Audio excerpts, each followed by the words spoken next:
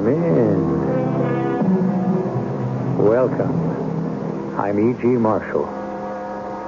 And at midnight, according to the old chronicles, there would be a convocation of sorcerers, devils, demons, goblins, and ghouls, and they would thereupon proceed to hold an orgy in a manner and fashion too sinful even to contemplate.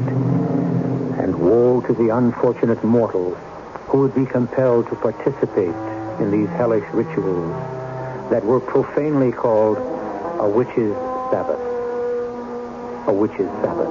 You say it's superstition, an old wives' tale, a throwback to a more innocent era. Don't be too sure the era you live in today isn't the most innocent era in all history.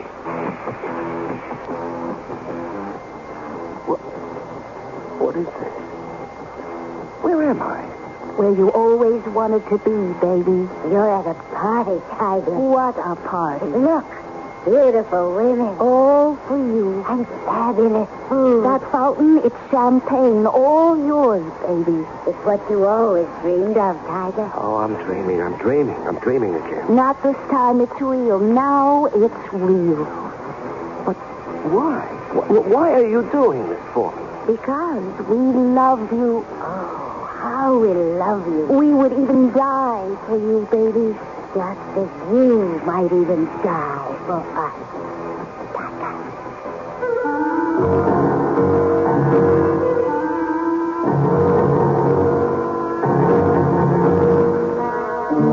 Our mystery drama, Witch's Sabbath, was written especially for the Mystery Theater by Sam Dan and stars Larry Haynes, a kind of amused contempt for the superstitions of our ancestors.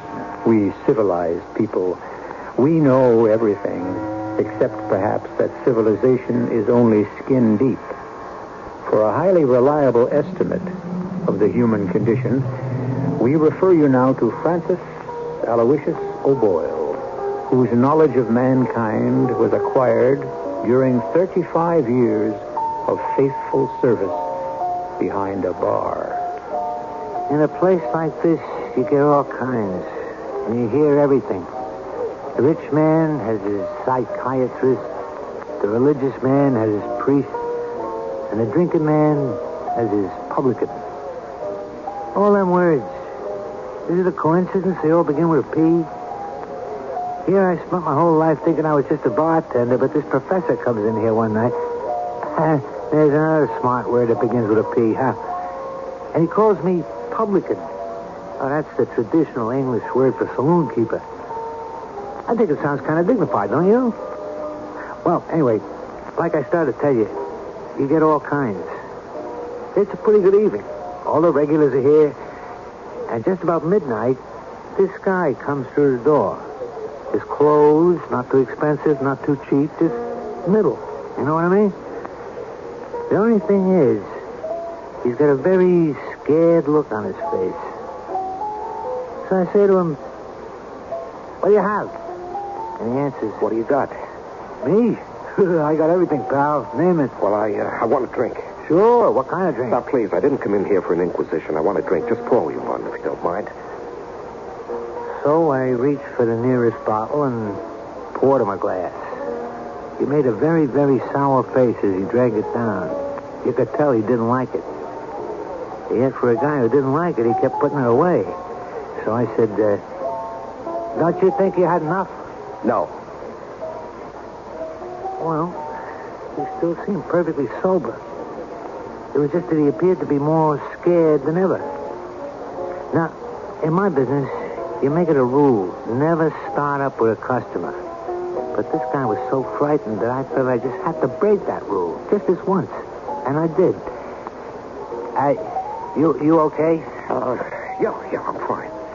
Reason I'm asking, you don't look too good.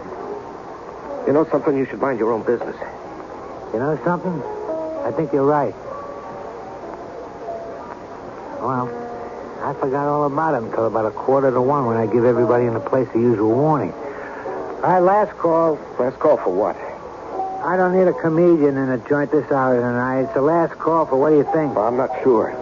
You see, I don't frequent places like this as a rule. Well, what are you doing tonight? Slumming? No. Look, please, I didn't mean it to sound that way. You decided you want to rub shoulders with a peasant? No, Where you been pouring down that juice? Where do you usually go for it? Well, you see, I'm not really a drinker. Is that a fact? No, the reason I came in here is because I'm so upset and I'm so frightened, you see, and it's so light in here and it seems so safe. Like I said, last call. If you want to have another drink, one more is all you can buy. Well, what do you mean? I mean, 1 o'clock. I close the joint and go home. Close?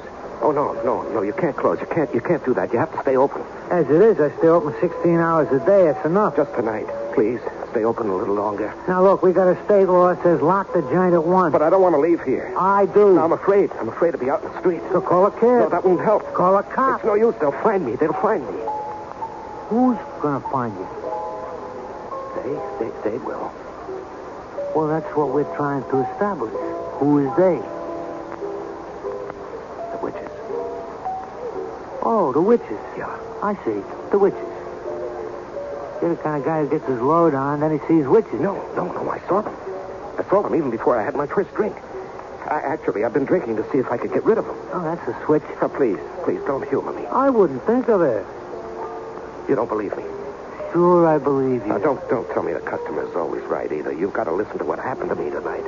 If you can tell it before 1 o'clock, you got 10 minutes. All right, look. Every word I'll tell you is true. My name is Perry Harnischbecker. I'm a computer engineer. I design computers. Oh, yeah? Yeah. So tell me something. Why do them computers always keep fouling up? Oh, they don't. They can't. It's the people who use them. Yeah? So how come I keep getting bills? Forget about it. No, forget about it. These clowns want to take me to court because I didn't pay them for a piano. I never even bought it. And you say forget about it? Look, the reason I told you I was a computer engineer was to impress you. That don't impress me. With the fact that I'm a reasonable, sane, and practical man. If I'd known who you was, I'd have thrown you out of the joint. No, a man like me. I should be the last person in the world to be upset by my primitive superstition. So you must hear me out. I warn you. Better not take more than 9 minutes. Okay. You see, I had left my office at the usual hour of 5 p.m.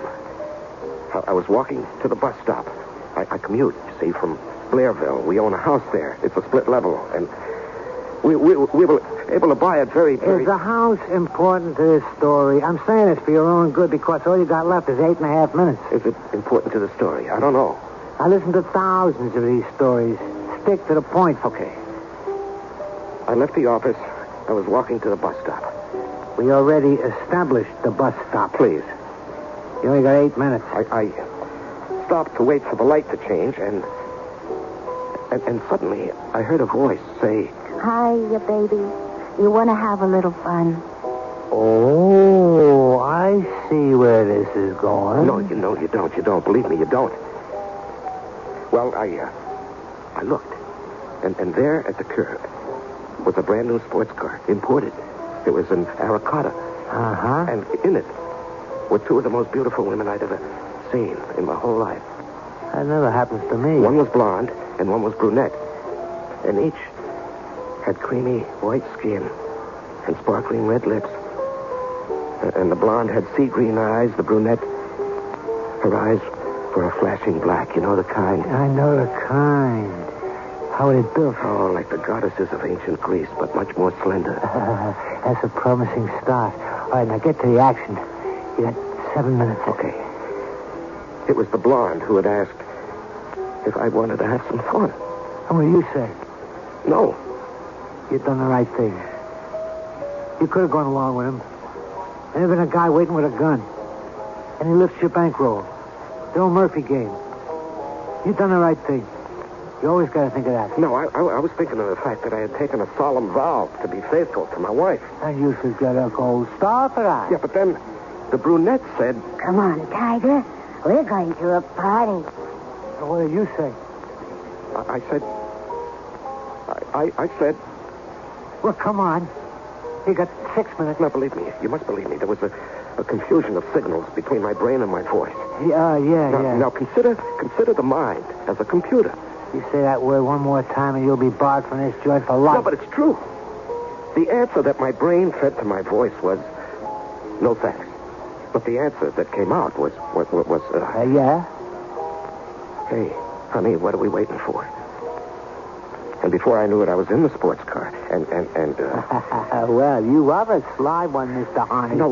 where those words came from, I'll never know. Why I said them, I'll never know. I didn't want to get into the car with those women. No, of course not. No, and anyway, the brunette turned to the blonde and asked, Will he do? and the blonde winked at me and said, How about it, baby? And you said? I wanted to say, please let me out of here. I'm a most happily married man. I wanted to say that. But the words that came out said, let's go, girls. Well, why don't you just open the car door and jump out? Because I couldn't. I'm with you, pal. I couldn't either. So, look, you got 4 minutes. And you ain't even got to the good part yet. Well, we were going down Main Street. And the blonde placed her arms around me, and she kissed me. Now we're getting there. And I think I must have passed out. That must have been some kiss. Oh, yeah, it was. There was fire in it, and ice, and champagne bubbles, and I just don't know how to describe it. Oh, you don't have to describe it. And then everything sort of disappeared, you see, or I might have passed out.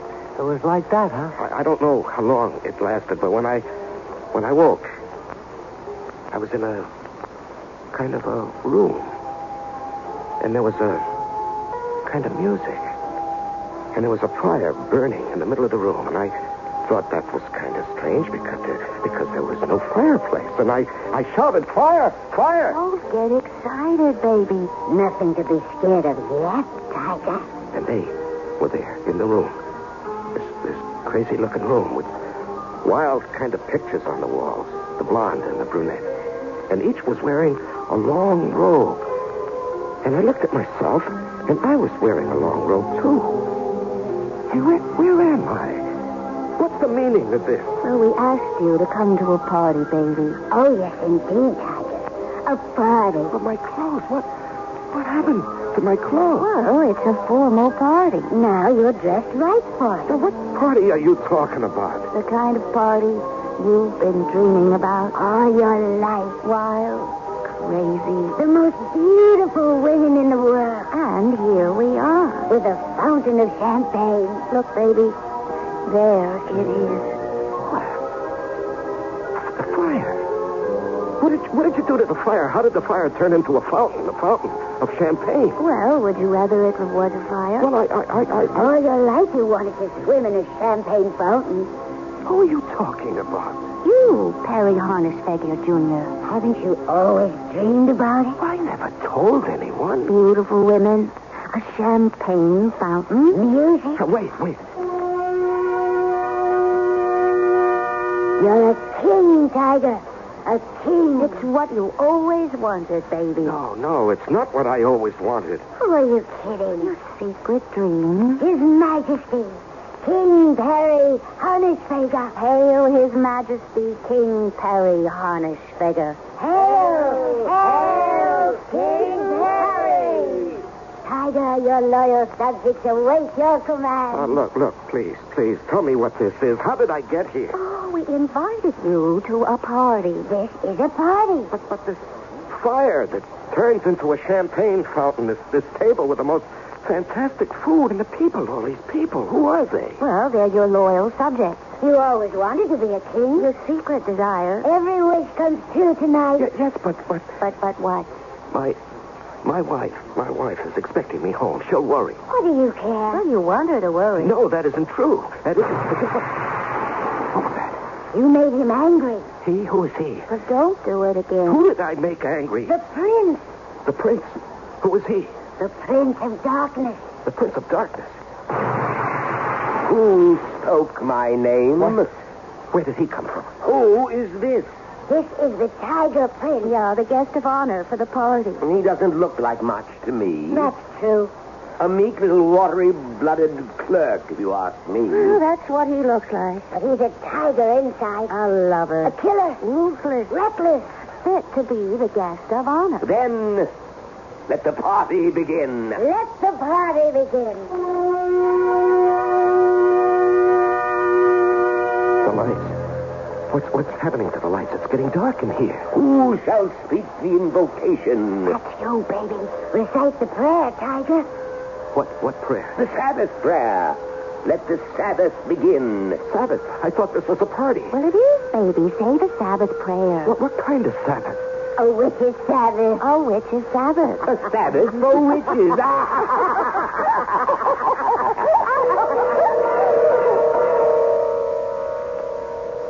A witch's Sabbath. Well, you must admit, you don't get invited to one of those every day. And the question you might be asking yourself is, how did our rather prosaic Perry Harnish figure get invited to this one in the first place? Well, by this time, you know perfectly well you don't get any of the answers in the first act.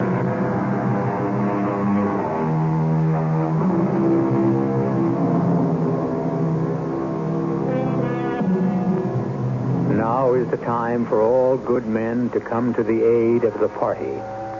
Two very pretty ladies, one a blonde and one a brunette, were driving about in an expensive sports car looking for a gentleman to escort them to a party. And gallant Perry Harnish figure volunteered. Well, when he arrived, he discovered that the party had a kind of indefinable religious tinge to it. It was a Sabbath of sorts. Or to be exact, a witch's Sabbath. A witch's Sabbath? Oh, yes. These ladies are witches. Witches? But witches are what? It is all grown. Why? I am the prince. These are my handmaidens. Why shouldn't they be beautiful? Oh, please, where am I? What's happening to me? This is a religious assembly. I want to go home. Why? Why? Well, answer the prince, baby. Answer the Prince of Darkness, Tiger. Why do you want to go home? You hate your home. No, that's not true. What? Oh, we told you not to do that. You mustn't lie to the Prince of Darkness. You hate your home. You hate your wife. No, that isn't... Don't say true. You'll get him mad again. Relax, Tiger, relax. And let it happen. What happened? What you came here for. What you've been dreaming of. Toll the bell. Once. Twice. Thrice. Say 3, baby. What for? It's the magic number. Say 3, Tiger. 3. 3. Weave a circle round him thrice. 3 times. 3 times tonight. 3 times. You will do it 3 times. Do what? He doesn't know why. He doesn't know why. Tell him 3 times. Kill. Kill. Kill? What do you mean, kill? You know what we mean. You'll kill your boss. Your wife, her lover. No. Let me out of here. Do you understand? Let me out. Go. What are you waiting for? So long, Tiger. Well, why don't you leave? My clothes. I don't even know how I got into this robe. What did you do with my clothes? You're wearing them. What? How did you do that? I can do anything. I'm the Prince of Darkness. Look, please. I'm just a very quiet, ordinary type of person. Don't talk like that to him, baby. You know what happens when you lie. You're a machine. You make computers and you become one yourself. Your boss steals your ideas. Your best friend steals your wife. They laugh at you. 3 people laugh at you, Tiger. Your boss, your best friend. Your wife. Now kneel and pray with us. Oh, but... Kneel. Pray. Speak that same prayer. What same prayer? The prayer that was in your heart when you were walking to the bus station. I wasn't praying. Don't lie. Well, I wasn't. Look out there. Where? See, baby, that's the street. That's you, walking to the bus station. Listen to what you're saying to yourself. Listen, Tiger. I'll kill that smirking, thieving. Who does he think he is? That's you. I designed this circus. I alone worked out every production problem. It's mine. He stole it from me. He made millions. I'll kill him. One day I'll kill him. That's you, Tiger. Now you see us in the car. And we hear what you're saying. Loud and clear. It's a prayer. But I didn't mean what I was saying. You didn't? No, it wasn't even true. A man says a lot of things he doesn't mean. A man means every word he says. But that's not why we picked you up. The streets are filled with human beings who want to kill once, but you wanted to kill 3 times. No, that's not true. Well, look at yourself walking down the street. Listen to yourself. Talking to yourself. Who do they think I am? I'm not blind. I'm not stupid. I deal in facts. Facts. You feed facts into a computer, you get answers. What answers were you getting, Betty? How did you know what I was thinking? I know everything. Why do you want to kill your wife? Because I see now. Yes? What do you see now? My wife. I see now. She must have always had a roving eye. But why with Joe? Why with my best friend? Well, you know why, baby. Because he was there, Tiger, and you weren't. The French, they have a saying. The one who is absent is always in the wrong. Listen to the French. They know all about love. Summon the demons. Summon the devils, the ghosts, the specters, the phantasmagoric spirits of murder and death. Summon the incubus of revenge, the evil genius of retribution. Come, all, pray. This is the witch's Sabbath. Repeat after me. Death and the fires of hell. Death and the fires of hell. To the unholy three. To the unholy three. Death to all 3. Toll the bell 3 times. And now, Perry Harnish Failure, do you shed blood tonight? Do you want to kill them? Your boss? Your wife? Her lover. Do you want to kill them? It's wrong. That's not the answer. Do you want to kill them? Search your mind. Search your heart. Your soul. Do you want to kill them? Answer. Rejoice, my children, rejoice! Now he is one of us. You will kill them. Kill? Yes, tonight. This is the night of the witch's Sabbath. The service needs one thing to be complete. Blood. My children, how wonderful are our prayers tonight. There will not be one victim, but 3. But I can't kill. I don't know how. I shall teach you. I don't have the nerve. I will steady your hand. I will harden your heart. You will kill, and then you will be free. Free. Free of the hate that poisons your mind. But I'll be a murderer. You will only murder those who murdered you. Haven't you been cheated and disgraced? Your life is empty. Your world is dead. Oh, you have to kill, baby. 3 times, Tiger. My son, I know the anguish of your soul. I have also been cast out. My rightful place is now held by others. My patrimony has been stolen. Here is the revolver. No. Would you rather use a knife? The gun is quicker, Tiger. Surer. Better. The gun is in your pocket. Close your eyes. When you open them, you shall be in a room. The room where your boss sits in his palatial home. A comfortable room. There he counts his money. Your money. You will kill him. You must. It is a ritual that must be performed on the holiest of all nights. Now, when I say, open your eyes, you will be with your boss. Open your eyes. I opened my eyes, and I was there, in the den of his home, my boss's home. He was listening to that hi-fi of his, which must have cost a small fortune. listening to that classical music. She pretends to love. I say pretends because all he loves is money. Perry, I didn't hear anyone announce you. Do you like Mozart? Excellent recording. But you don't go in for classical music, as I remember. But why did I send for you? You didn't send for me. No? Then what are you doing here? Well, don't I have the right to visit you? Perry, I see enough of you all day. Too much. Well, you won't see me anymore. Why? Are you quitting? No, but you are. You're quitting this world, this life. Oh, really? I hadn't given it much thought. Yep, I know, but I have. I came here to kill you. You what? Oh, no. Not you. Not Perry Hornishfager. With this? Perry, you're a comedian. Put that cat pistol away. Oh, you think I won't do it?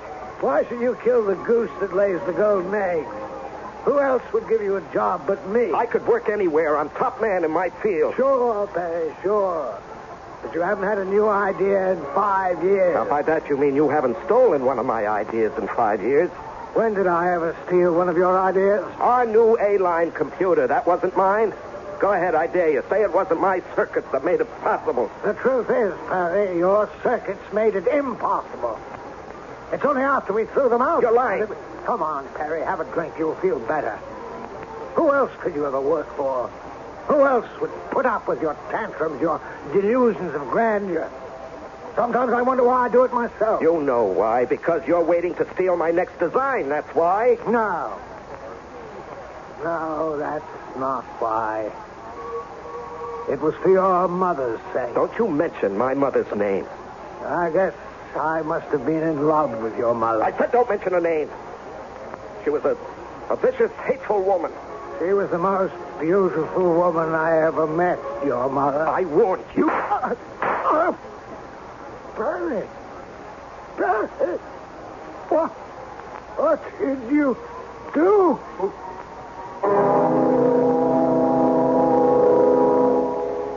Well, what has he done? He went from that witch's Sabbath, or whatever it was, straight to his boss's home, and very quickly, before we could even get to know that gentleman, Perry shot him dead. Now, you're probably saying, is this really happening to Perry, or is it a dream? Well, it could be one, it could be the other. Or it could be both. As usual, we need the third act, and I shall bring it to you in just a very few moments.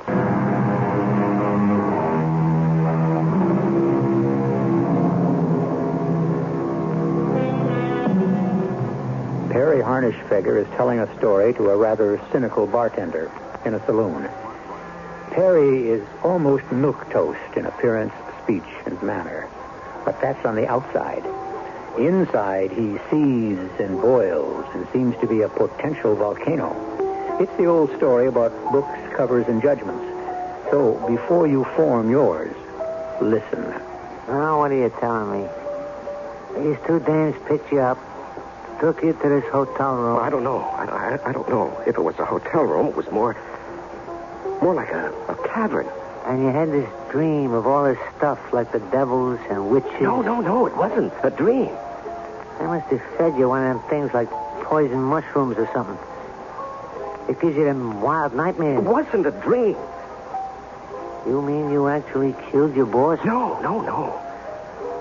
I had a vision of killing my boss. Now, look.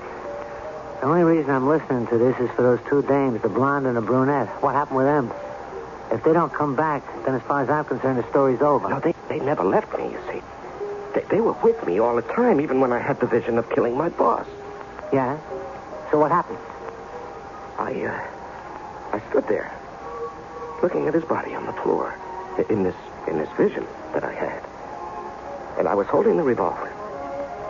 And the blonde stepped forward and removed the gun from my hand. I'll take that, baby. We have to reload it. The prince is very proud of you. The service can now continue. You brought us blood. Are you ready to go home? No, I don't want to go home. I don't feel it's my home any longer. It's because she shut you out of it. She stole your home. A man's home is his castle. What right does another man have to live in your castle, Tiger? What right? Get your home back. Kill them. Oh, but... Look at him. Now on the floor, the man who robbed you of your standing as a scientist, the man who used to be your boss, you killed him. So now, for those who robbed you of your standing as a man, kill them also. The pistol is in your pocket. Will you speak the word to him, Prince? Close your eyes. When I say open your eyes, you will be in your own home. At least it's the place you pay for. But another man enjoys. When I say open your eyes, you will be home. Kill them both. Open your eyes. So, Perry, I see you finally got home. And I see you're here as usual, Joe. Usual. I wish he'd come more often. Oh, you do? Why? Well, it beats being alone. Hey, Joe, why don't you get yourself a wife of your own? Why don't you mind your business, Perry? Oh, but this is my business. It's very much my business. It could very well be that Joe feels he doesn't need a wife of his own as long as he has mine. And just what is that supposed to mean? Now, Perry, I don't say like... anything, Joe. Don't even signify that kind of slander with a reply. Do you think I'm blind? Yes. You're also deaf and dumb. I know what's going on here. Well, then tell me. Are you kidding? Look, Perry, you have to work late at the He plant. doesn't have to. He wants to. Yes, that's right. And the next time I design a new circuit that's worth a fortune, I won't say a word about it. I'll just walk out and sell it. When did you ever design... You... Are you saying I did not design the A-line computer? Oh, Perry, please. You need help. Yes, I know. What did you say? I said I know. I need help. You never said that before. Hey, darling, don't you see? That's half the battle to face yourself squarely, to admit you need help. But don't you agree, Joe? Yes, it's really true. We'll find you the best psychiatrist. I don't need a But psychiatrist. you just said you need help. I have the best help, the truest help, actually. The only real help there is. Religion. Religion? Oh, sure, why not? If belief helps you, it's the most wonderful thing in the world. Did you have a religious experience, Perry? Yes. I'm so happy for you. And you look so peaceful. What do you pray for? Death. What did you say? Death. You mustn't pray for your death. I'm not praying for my death. I'm praying for yours. For mine. And his. What are you doing, Perry? That's a gun. Yeah. A .38 caliber Valentine Porter revolver. A highly accurate weapon. Now, Perry, don't do anything foolish. Oh, no. No, I intend to do something smart. Very smart. You don't want to kill me. But I do, Joe. I do. Why, Perry? Why? You know why. I don't. The two of you. Perry, we never did anything. You never even thought of it. Go ahead, tell me that. I bet you never even thought of it. Well? Yes, Perry, we thought of it. Oh, but... now we're getting Well, somewhere. we thought of it, but we decided we couldn't do it. And that's a lie. We're not made that way. Perry, you don't love me anymore, and I don't believe in divorce, so all three of us will have to go on being miserable forever. Oh, no, not all three of us. Not all three of us. Two of us will be dead. No, Perry. And the dead, as far as I know, are not miserable. Perry, please, stop. Think. And I won't be miserable. But you will, Perry. Oh, no, I've been commanded to do this. Command? The only command there is for a thing like this is thou shalt not kill. That's not my command. Perry, you can't. Oh, yes, I can. Because he has darkened my soul. He has hardened my heart. No. He has steadied my hand. For the love of heaven, Perry. Not heaven, Joe.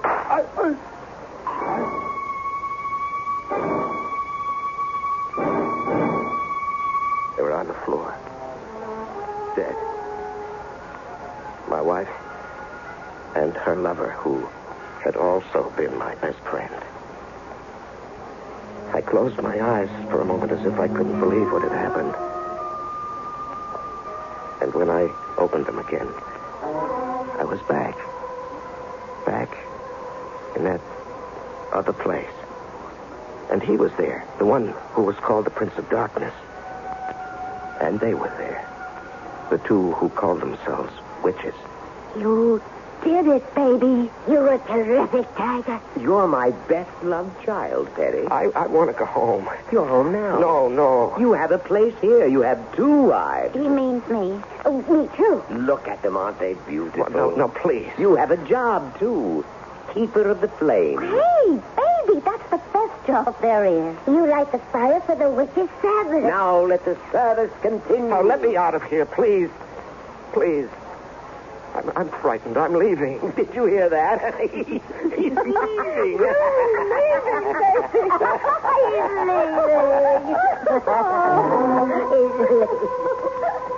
I ran from that place, and from the sound of the laughter, that terrible laughter. And I ran through the dark and deserted streets of the city. I didn't stop running until I saw a light. It was safe. Here. With the bright lights and the soft music and the friendly faces. Here. I'm safe. So? What happened? You mean you killed your wife and your friend in addition to your boss? No. I didn't kill anybody. But the terrible thing is, I wanted to. And it dominated my mind, which is why they came after me. Don't you understand? All I understand is I stayed open past 1 o'clock because I thought you were going to tell me about those 2 dames. What happened to them? They're after me. Yeah? I'm one of them now. Don't you see? They'll be after me as long as I live. Okay, mister, this is it. Closing time. Oh, please. Please don't send me out to the street, please. They're looking for me. The men in the white coats are looking for you. They read your mind.